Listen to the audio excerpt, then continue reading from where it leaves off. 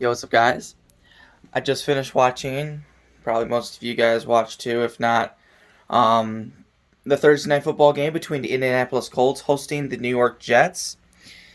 I watched this game because I was excited to see actually what Mike White could do in the second game of his NFL career.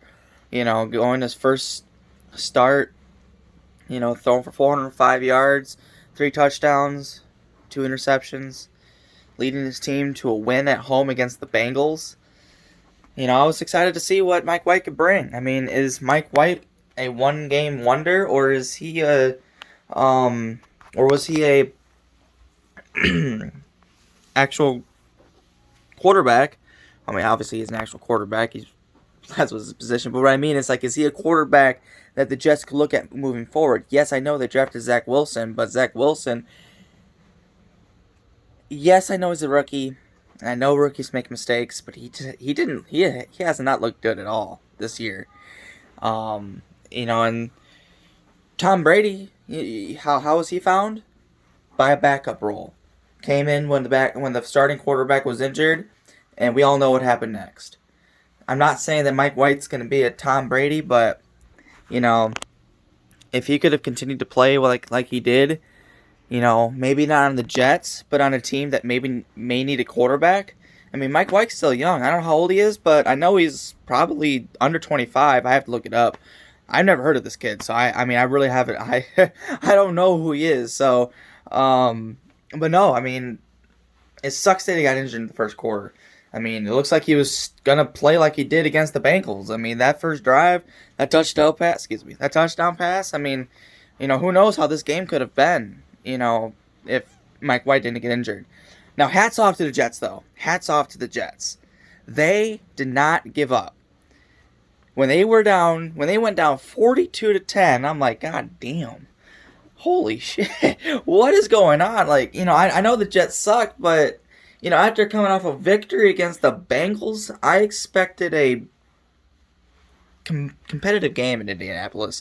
I still thought the Colts were going to win, maybe like by 9 or 10, but I expected a closer game. And then, when I saw that, I'm like, wow, you know, what a game by Jonathan Taylor. My God.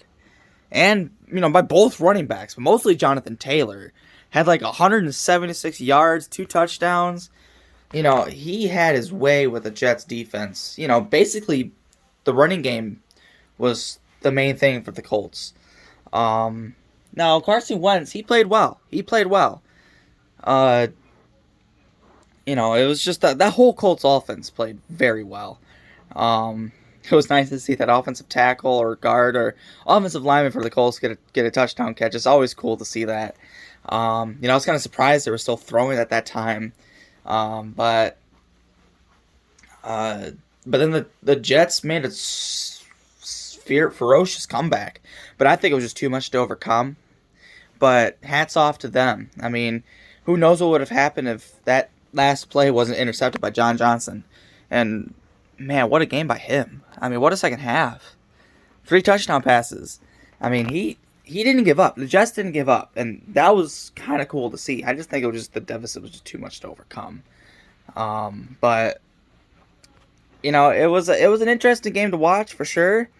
I kind of wish that Mike White didn't get injured. I was, kind of hoping to see what would what his game would have been, but John Johnson did his best to bring his team back. It sucks that it ended on a tip interception. I hate when it ends that way.